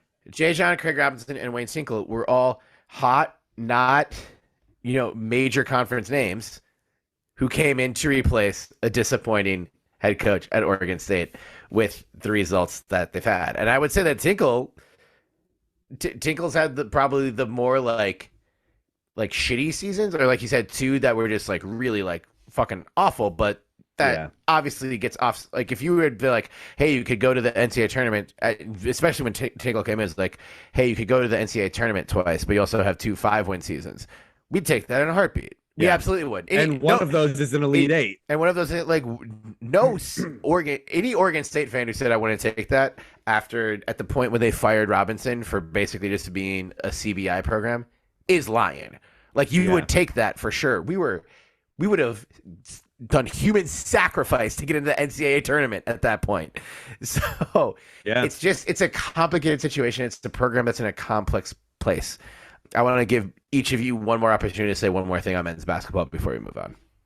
Yeah, I think, it doesn't take a lot to fill Gil, and winning does that, right? And so we're going to have a hell of a lot more fun watching a 16, 17, 18 win team, even if we're playing in a conference maybe that's not as prestigious as the Pac-12. We're going to win more games, and that's going to bring more people into Gil, and that's a snowball effect. So those people that want Coach Tinkle fired, I get it as well, but to a certain extent, I think some of what you're looking for is just a change. And I think, to Terry's point, where we've had a history of changing coaches without much better results, a change to a conference can yield that. And a rocking Gil is a place where players want to play. And that's why I say it's the snowball effect. So I think it's going to be a lot more fun next year, where, we'll win some games. The conference tournament's going to be really, really fun. And we have some serious chances, I think, to make the NCAA tournament these next 2 years playing. I don't want to say anything bad about the West Coast Conference, but the competition is not what the Pac-12 is. So we're not going to get like what Roberto blown said, out by if you can take it to a 2-team league to a 4-team league, if Oregon State and WazU have that kind of power, which maybe they do, maybe they don't, but crazier shit has happened. Yeah. I don't know. I don't have a ton to say. Because I feel like I'm going to get in trouble one way or another with my perspective on this. But look, like, we've had some abysmal teams and programs and coaching staffs. We were there for the tail end of one of them. We all celebrated the end of that era as soon as it happened, after we had lobbied for it for a while. We thought that there was change coming with a new coach, there wasn't. It was just different new problems. And then Tinkle came in, and yes, it has not been all rosy and incredible and just, dominance year in and year out. But we got two things that we would have prayed for when we were in school. And I know that's not the case for a lot of people who are listening to us who went to school in the 80s or early 90s. And this isn't, or if you're in school right now. Yeah, but this isn't the status quo. But man, we would have killed to have an NCAA tournament appearance. We'd have killed for a NIT appearance. And not to say that that's what we should settle for, but we would have killed for that. And then we get those. Not only do we get those, but we get one that has this insane Cinderella run to an Elite Eight. And not an easy way to an Elite Eight, like literally beating the media darlings or the media favorites all the way through.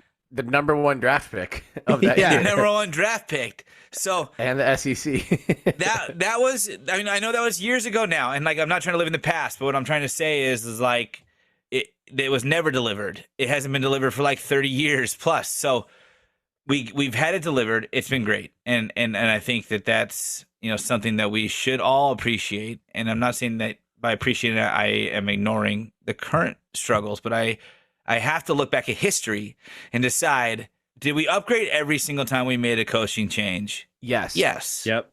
Yes. That was what I wanted to say before we got out of here. I think there is marked improvement that you can chew on from Jay John to Craig Robinson to Wayne Tinkle. Yes. But what are we improving from is my counterpoint. The bar was was a fair low. Counterpoint. Yeah. Yeah. So, again, not to be apologists, but the college basketball landscape has changed just as dramatically, but maybe a lot more quietly as college football, with NIL, transfer portal, everything else. And we saw one hit us hard last year after Glenn Taylor Jr. had told the world pretty much he's 100% committed to coming back. And then he saw the check. And I don't blame him, but again, it's changed things. And I credit where credit's due. We all three of us celebrated what Wayne Tinkle did in the portal after the Elite Eight run. Yeah, we all did. We talked about the guys he got from Minnesota. We talked about all the transfers he was bringing in, and we asked people about them. Everyone says that these were big pickups. It was a COVID year that he couldn't go and watch these guys. And I think that backfired bigger than it could ever really be fathomed and even seen now, because we all know it didn't work, obviously. We all know it led to some incredibly terrible seasons, obviously. But I have a hard time hanging that all on the staff, because we all celebrated what he was doing, and I put it on the players, returning, the ones that were returning and the ones that transferred. And so I just think that one, we're not going to get rid of Wayne Tinkle because the buyout's crazy. But two, he might be, and I think is the best coach for this program right now. Yeah, I think it's as simple as that. Who else are you going to get? And throw out those bad years after the Elite Eight when he tried to load up to run it back as an early adopter, in a sense, to mass transfers, joining a team that just went to the Elite Eight. And just saying, let's just get back and do it again. Right. You got to put a perspective like that. It was a terrible season, and we haven't been great since. But I see there's promise with some of the talent on the team.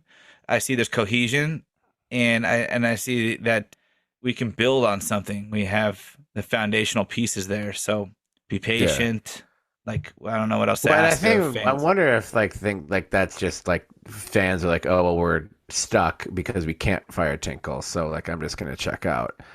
And maybe if that might be part of it, and I can't really blame anyone for thinking that way either, when you have back-to-back blowout losses on the road and you've always struggled on the road.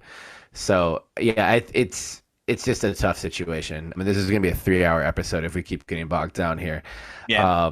Because it wasn't a perfect weekend for Oregon State women's basketball, but it was a hopeful weekend, a quality win, come from behind win against Cal.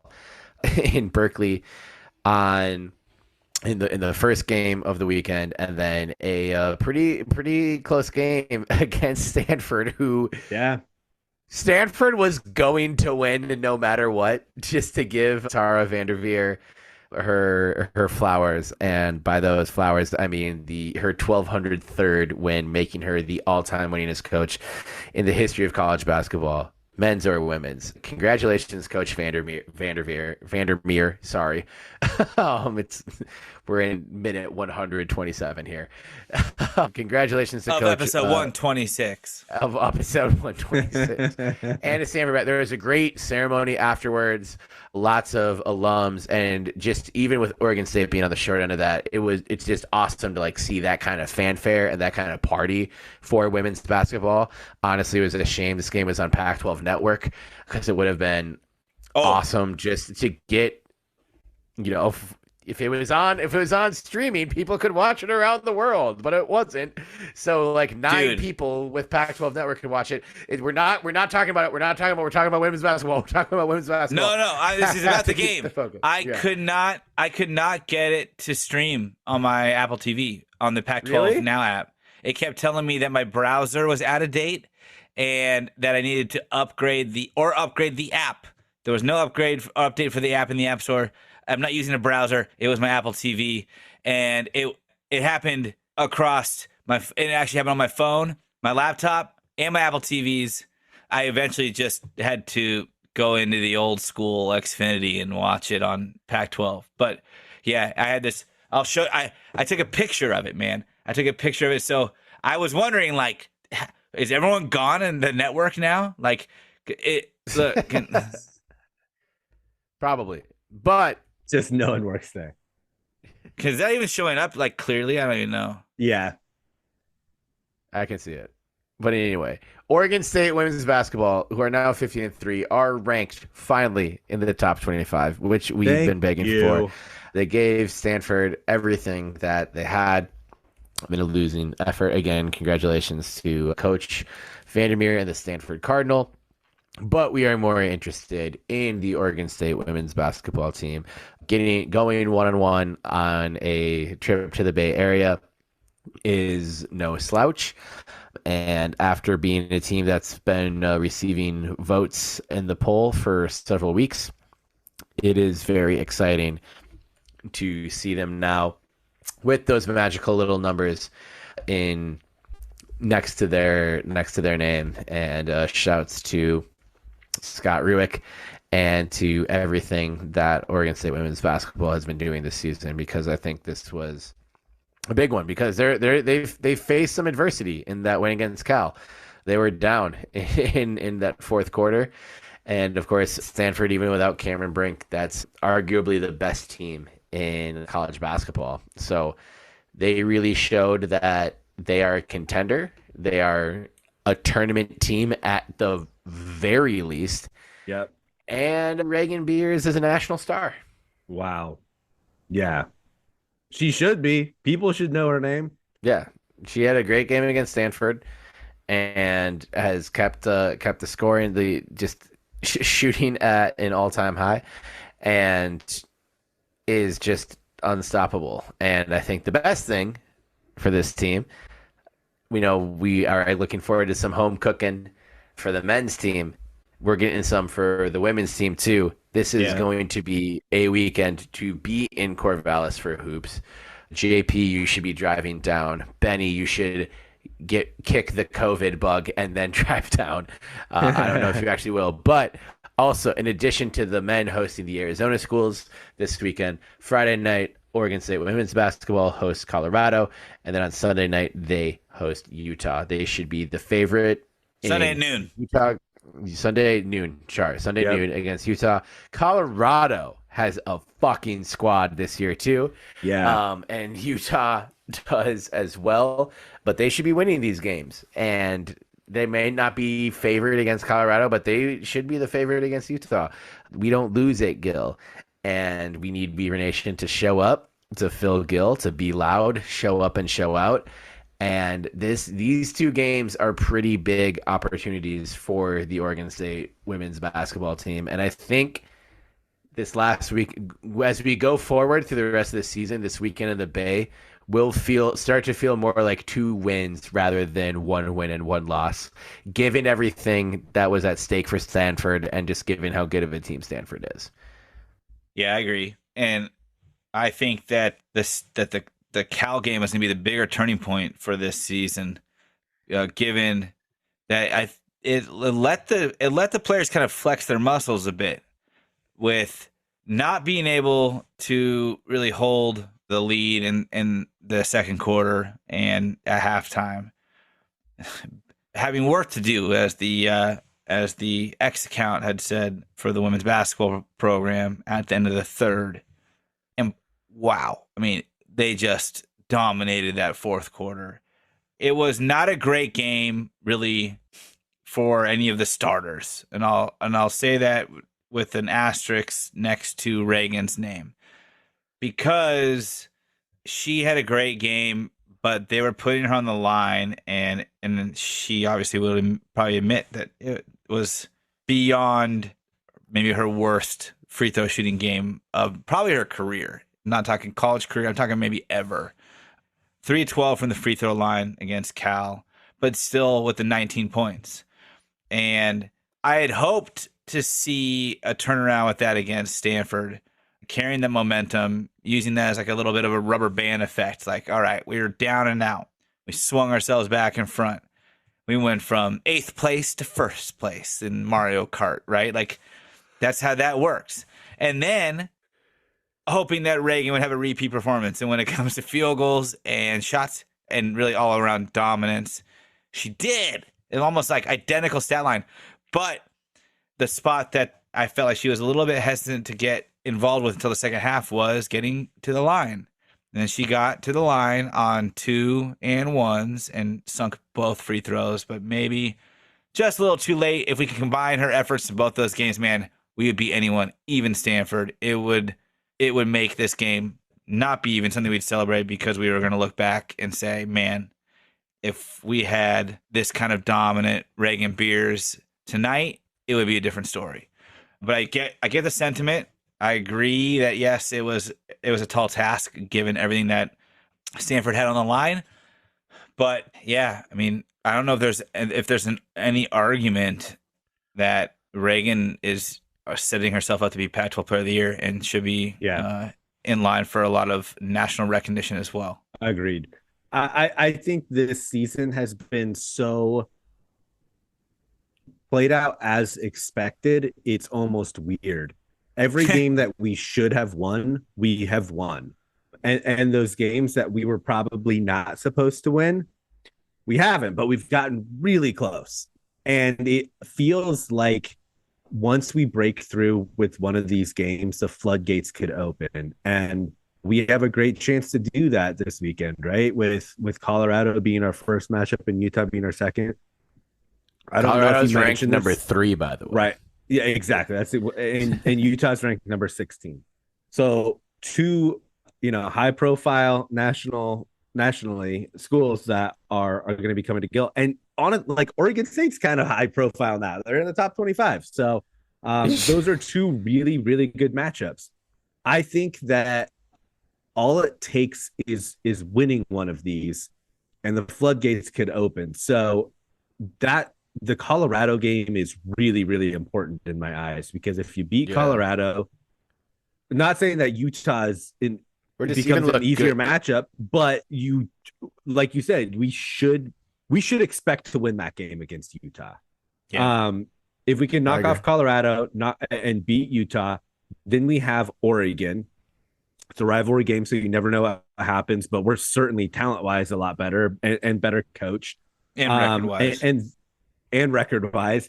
And then you're sitting everything-wise. If that happens, city-wise, education-wise, people-wise, color-wise, logo-wise, podcast-wise, wise, yeah, wise for sure.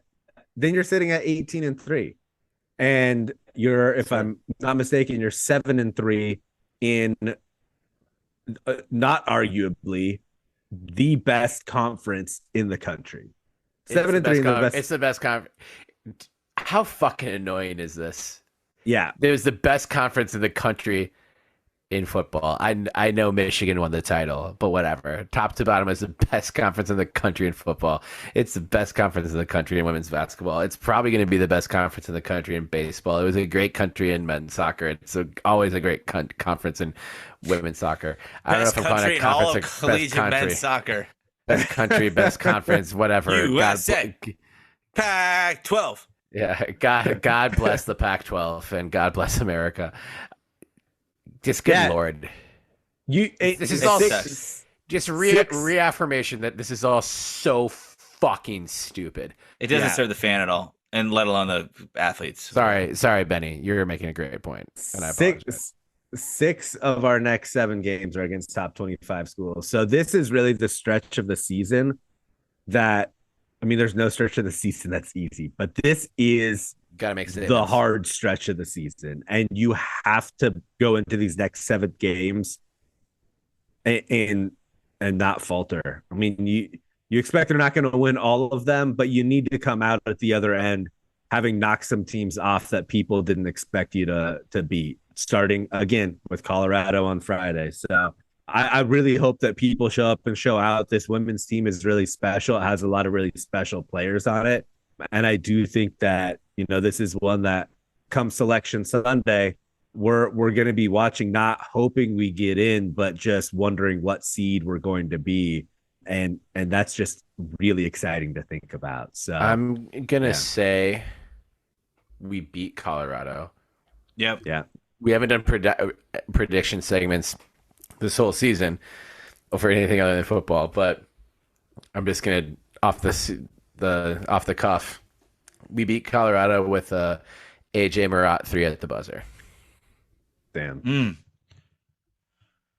Well, I'm going to say we beat Colorado 42-14 in a very weird game. And Reagan gets 43 points. Yeah. It's been unheard of and never matched. What if Reagan gets 42 points and 14 rebounds? That qualifies for the stat line.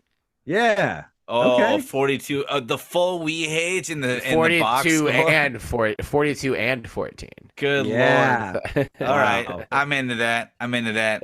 Yeah, I think we could beat Colorado, but I'm gonna say that I just want us to go 1-1. I want another split. Another split this weekend shows that you're fucking for real. But I want a Tamia bucket, little turnaround finger roll off the glass at the buzzer. Okay. And Benny has us beating Colorado by 42-14 with Reagan Beer scoring 43 points. 80 unheard points. of since it happened. I hear it. The split, I think, is a realistic expectation. But fuck, you want to get both of these, because then once you play Oregon, you turn back around and you play Utah and Colorado in the mountains. Yeah. I think if it's we for sure have to record Sunday night if they beat Utah Sunday afternoon. Oh yeah. Yeah, I'm done. That has to be almost an emergency episode, especially if it's a split. So we might have another interview, but yeah. Still. This is the part of the podcast where we plan future podcasts. Anyway, Benny's yawning. So tired. It's late, and we've been on it for a while, so we are going to call it a show. What a great episode! This is a great show we just did. Hey, but I got a shout out. Sarah Hennigan is named by Softball America number 87 in the top 100 upcoming season. Let's 95 go! Hell yeah! For Kiki Escobar as well. So let's go. We get Kiki back this year. Kiki back. Can we make Kiki back? Well, I mean, Sarah back. And Sarah played last year. Kiki did not. Well, yeah, but Sarah got hurt and then it was done. I know Sarah got hurt last year too. Whatever. Everyone back. Sarah back. Kiki back. Everyone back. Berg back. We're back. I need to go lay on my back. My back. It's almost midnight Central Time. I know we had that conversation last week about how you guys were so confused about what Central was as youths youths Comedy in Central. Portland, and I in just the fly Bay over Area. Central Time. Oh, Just kidding. Just kidding. I love okay. Minneapolis. I watch Your it on family Comedy lives in Central. Iowa. Your family lives in Iowa. You fly to Iowa. No. I fly to Denver and then to Texas and then to Iowa, or then to Minneapolis, then No, drive you down should to fly Iowa. direct to Minneapolis and drive down to Iowa. I'll always do that with you. Yeah. Going hell yeah. forward, let's remember that. I don't All think right. Iowa has airplanes yet. Not No, yet. they don't allow it. Not. Have you seen Twister? Have you seen Twister, dude? Helen Hunt, dude. It's too dangerous to fly planes in Iowa. The set of Twister, the tornadoes are just pulling up cows and shit. What do you think it'd do to an airplane? Man, I watched that movie when I was a kid. I was Spin like, it. holy, Oh. I never. I'll I stay on watched the that West movie as a Coast. kid, and I said, I'm never going to Iowa. And then 4 years later, Betty's parents were like, we're moving to Iowa. And you're like, haven't you seen Twister? A tornado dog? hit their town last year. Oh, man. That's right. Yeah. Dang. It does happen, and a tornado is now hitting the show, so we have to end it. This has been the 126th episode of the Belligerent Beavs Podcast. Wow, listener, friend. What are you reading, Homie. listener? Yeah, the people could be reading the transcripts of this episode. You know, Oh, yeah. we I guess have you're right. the hearing impaired. This Belligerent Beavs is for those people too, JP. I'm just wondering what they're if you reading. if you are enjoying this show via transcript, please let us know, and we'll give you a shout out, written shout out. Thank you for sticking with us this long, this episode. You are a real one. You are an A1 from day one. If you are still listening at this point in the episode, thank you to Roberto Nelson. Yeah, Shout out to Porto. Roberto. One more time. And more. Cheers to Joshua Gray for coming back for one more season. God damn, that news just makes me so happy. I'm so happy about Joshua Gray. Me All too. day, Gray. Baby. Yeah. Let's go. And congrats on getting engaged. And congrats on getting engaged. But mainly, congrats on coming back to play for our favorite football team. But also getting engaged. But mainly, Beaver football. I'm just kidding. It's all good. Thank you so much to everyone in the Beaver fam for sticking with us and for holding us down. Everyone who's been ordering gear on belligerentbeavs.com/merch. And we promise we've got more baseball and softball coverage coming up in the coming weeks. We are just over 3 short weeks away from baseball softball season starting. So this is going to be fun. We are locked and loaded and stacked for this spring. So it is going to be a great spring season under the sun once again for Oregon State athletics. My name is Terry Horstman at Terry Horstman on Twitter, at Terrence Horstman on Instagram.com. Joined as I always am by my beloved co-host, JP Bertram. The ones and twos from his dope studio in Portland, Oregon. He is at JP Bertram on Instagram and at the Trill J on Twitter. That's at the_Trill_J because he's too trill to be real. And joining us from Tacoma, Benjamin Lawrence, Sebastian Weehage. He's Benny with the good quaff, a.k.a. Benny Burner, a.k.a. Benny Bowl Game, a.k.a. Benny Blastoff, a.k.a. Benny Bedlam because he's fucking crazy, folks. And a.k.a. at Benny L 1986 on the social media channels. And that was a big ass yawn, Benny, which can only mean Why are we we so are old? seconds away from ending the show. And follow us at Belligerent Beavs on X, formerly known as Twitter, at Belligerent Beavs on Instagram, at Belligerent Beavs on Facebook, at Belligerent Beavs on Blue Sky, at Belligerent Beavs on